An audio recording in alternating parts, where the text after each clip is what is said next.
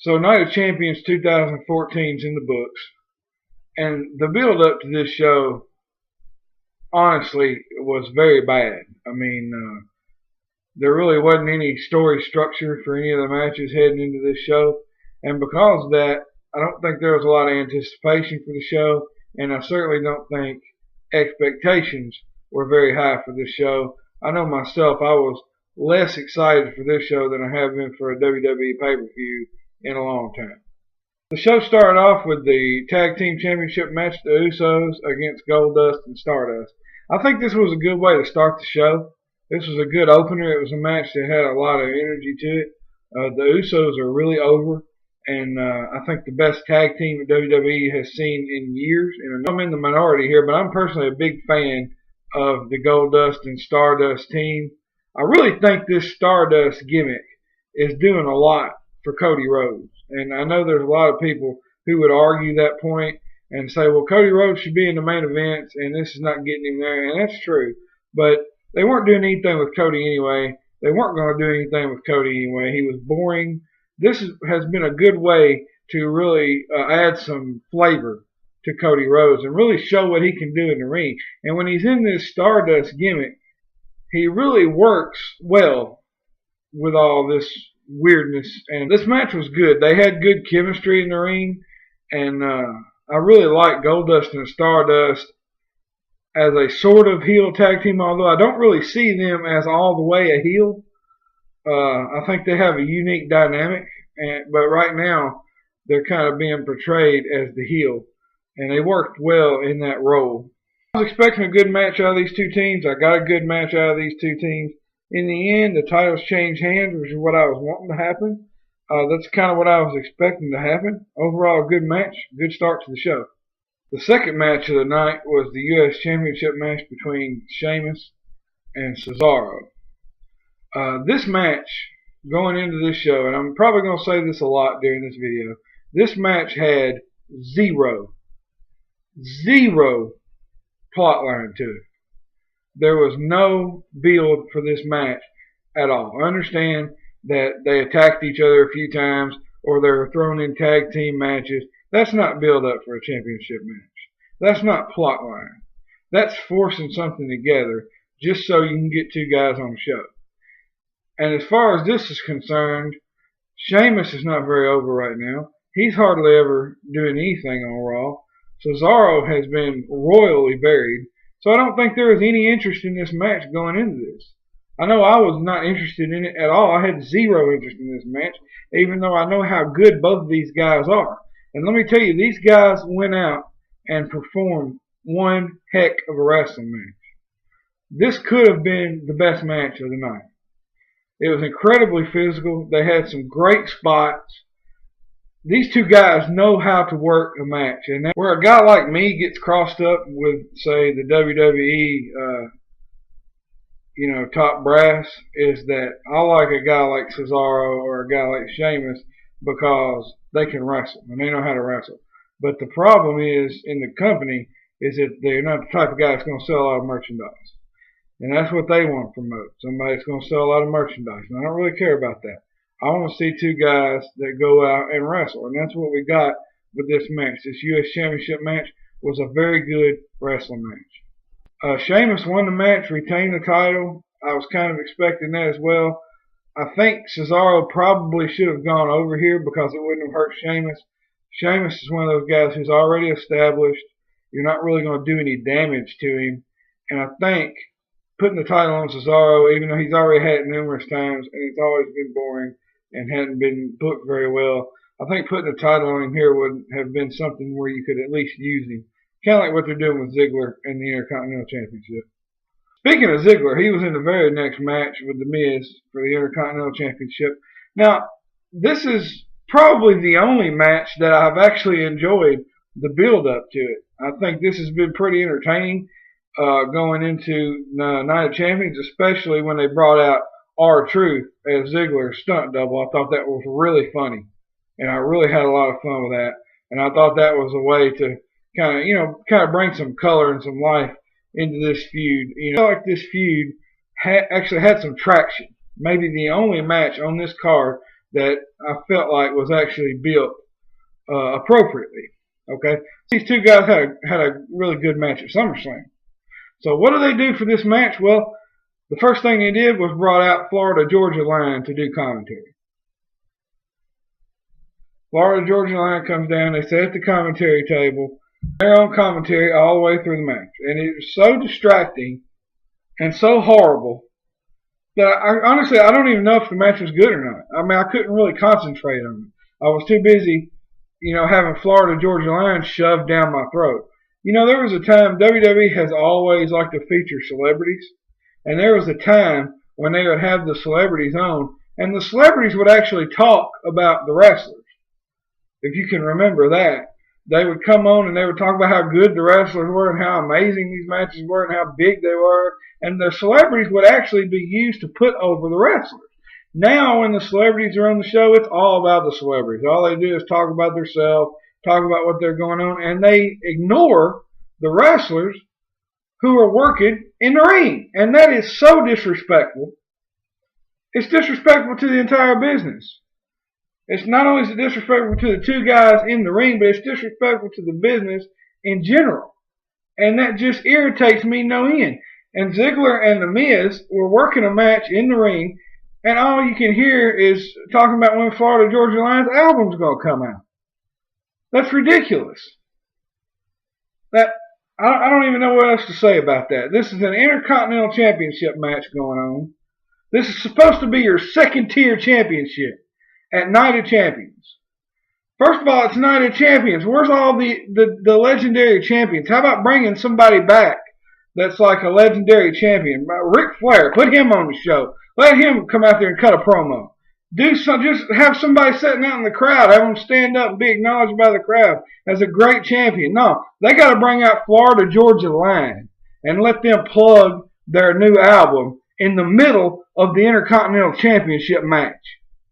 That was ridiculous. I want to correct something I said earlier where I said that the Intercontinental Championship match was the only one that had a good build going into this show. That's actually not true, because the next match was actually built pretty well, although it was simpler and easier to accomplish because it pretty much just has a good natural chemistry. And that's the match between Mark Henry and Rusev. And the first thing they do here is they cut a promo backstage with the Big Show and Mark Henry, and it's all emotional, and the Big Show is telling Mark Henry, firing him up, telling him, you got to do this for the country, you got to do this for all of us, and he gives him a red, white, and blue singlet to wear. So Mark Henry comes out to the ring wearing this red, white, and blue singlet, and they did this so well. Lillian Garcia sang the Star Spangled Banner, which she does very well. She's done it many times before. Mark Henry stood in that ring and cried these humongous tears running down his cheek while Lillian was singing the Star Spangled Banner. It was awesome. I mean, this guy is really selling this moment right here. Like, he is so fired up for this fight that he's just got these tears rolling down his face. It was similar to when he did his fake retirement last year, which was also an incredible segment. Mark Henry showing that kind of emotion really gets to you, and I got to give him a lot of props. There are Academy Award-winning actors that cannot emote like that. This was an incredible way to really put this match over. Then the match starts. And Mark Henry actually kind of shows his age a little bit here because the match was not worked all that well. At times I kind of felt like Rusev was actually carrying Mark Henry a little bit. It wasn't that it was a bad match. It was just kind of slow and it was a little bit clunky. But that's not really the point. What I really liked about this match was the ending. And the fact that WWE actually had the guts to put Rusev over Mark Henry on this stage. And not only that, but he submitted Mark Henry on this stage. He tapped out in the accolade. And I give WWE all kinds of props for that. Because that took some guts. And that's what we're always saying WWE don't do. They don't do anything fresh. They don't have any guts. They don't ever pull the trigger on these new stars. They pulled the trigger on this one. This is Mark Henry. This is a legit guy. He's not a huge star. He's not a top star. He's not a Cena or an Undertaker or an Orton or a Triple H. But he's a legit guy. He's a big name. He was at one time, he was the legit strongest man in the world. He's an Olympic powerlifter. And this is a guy that you buy on that stage, especially the way that he sold how emotional he was about his role of defending the country. And you put all that on his shoulders, and then he goes to the ring and you have Rusev tap him out. That's incredible. You have built a new star now. You've got Rusev going in the right direction. The next obvious feud for him is the Big Show. That's fine. Still, he should go over the Big Show, keep on working that momentum. Whatever you do, this is what I would say to the WWE. Keep Rusev as far away from John Cena as you can. That would be my advice. Next we have Randy Orton against Chris Jericho. Now the wrestling fan in me, the purist in me, is excited about this because let's face it, this is two of the greats of all time. You can say what you want about Randy Orton, whatever. These are two of the greatest WWE wrestlers ever. Two of the greatest world champions in the history of the company. There's a common link there in the fact that they were the guys who united the two world titles in the company. Jericho did it in 2001. Orton did it in 2013. So that side of me was excited about this match and thinking that it was going to be a really good wrestling match, which it was. But realistically, I understand how atrocious this was going into this event because, once again, there was absolutely no build here at all. I understand that Randy Orton attacked Chris Jericho in the trainer's room. I saw that. It made no sense. It was completely random, out of nowhere. This feud didn't make any sense. It was just a way to put two guys in the ring that had big names and get them on the card. That's it. Didn't make any sense. They didn't put any effort into making these two actually have heat going into this match. That being said, the match itself was very good, very entertaining. It's about what you'd expect from these two guys. Orton gets the win. That's probably a good thing, seeing as how I'm hearing that Chris Jericho's not going to be there very much longer. And it was a good match. I mean, I've seen some of the other matches they've had. I think this was probably a little bit better than any match I've seen them have in the past. Good match. Horrible build, but a good wrestling match on the show. Of course, a match that was scheduled to be on this show was Roman Reigns versus Seth Rollins. That match obviously didn't happen because of Roman Reigns having to have emergency hernia surgery. And I don't know why they didn't write that into the show as being something else. That's what I would have probably wanted to do. But they didn't. They went whatever. So he's not going to be in the show. So Seth Rollins comes out and he takes the win by forfeit. And he cuts a really good heel promo. And then he issues an open challenge. And we all know where this is going. Dean Ambrose pulls up in a cab, jumps out, runs to the ring to have this big fight. First of all, let me say this. Everybody who says this is predictable, you're absolutely right. But sometimes things are predictable because they're right. Sometimes things are predictable because they make sense. This was one of those things. This was the only way to go with this. And I was happy about it. They had a big brawl like they've done over and over again. That's fine with me. I could watch these two brawl all the time. I could. I would never get tired of that. These two have huge chemistry. They have huge heat. Dean Ambrose is super over. And let me say this. Hell in a Cell is coming up. This would be the perfect match for Hell in a Cell. WWE won't do it. They won't do that. They'll schedule the match. It won't be Hell in a Cell. You can mark my words on that. But that would be perfect and it would be awesome. Now we have the Paige versus AJ versus Nikki Bella triple threat match for the Divas Championship. I don't even know where to start talking about this match, where it started and where it's come from and how it evolved to this point. First of all, when this whole thing started of throwing AJ and Paige into this Bella thing, I thought it was going to be a way. I thought they had realized their mistake by putting the Bellas feuding with each other, and they were going to throw them into a fatal four-way to take care of their business there and let Paige and AJ kind of carry them. That way we could get that over with, get that done, and not have a horrible one-on-one match between Nikki and Brie. But that's not the way it went. They just put Nikki into this as a triple threat match. Meanwhile, you've got this really, really stupid frenemy storyline with Paige and AJ, and this is ridiculous because Paige and AJ can actually wrestle. They can actually work a match. They actually have chemistry together. But you make them do this really dumb storyline where they're skipping around with each other and acting ridiculous. Now we got a triple threat. We got Paige and AJ, the frenemies, and Nikki Bella. Once again, this was another match that was built horribly. And that said, going into this match, the match itself was pretty good. It was completely watchable. Paige and AJ did some really good work. Nikki Bella didn't screw it up. She was serviceable. The finish was good. AJ won, which is kind of confusing to me because I expected either Paige or Nikki to win, and I hoped that Nikki wouldn't win, and she didn't. They won, and I'm not really mad about that, but it just kind of confuses me. I don't really know where we're going from here. But the match wasn't bad. It certainly wasn't as bad as I thought it was going to be. And that takes us to our main event. Now we've got Brock Lesnar, the WWE Champion, against John Cena. And this story has not made any sense. Ever since SummerSlam, John Cena obviously got the beating of a lifetime. Never showed any signs of that physically.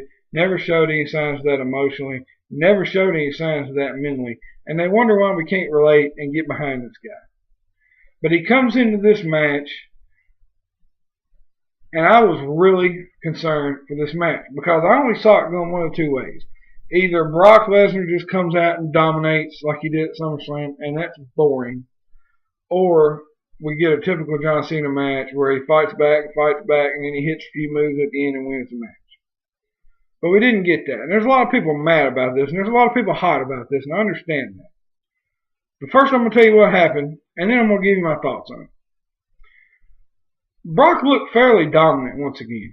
I mean, he didn't look as dominant as he did at SummerSlam in the way that, Cena just had no offense. At Night of Champions, Cena would hit some moves, and then Brock would ultimately get the better of him. But toward the end of the match, you actually see Cena kind of, I ain't going to say that he had the match won. There's a lot of that being thrown around. I ain't going to say that because you never saw really any signs of weakness from Brock, even at the end of the match. But it kind of looked like Cena had things kind of going downhill, kind of going his way. He put him in the STF, and Brock would get to the ropes, and he would pull him back. And he did this about 3 times. And then he got him up and hit the attitude adjustment.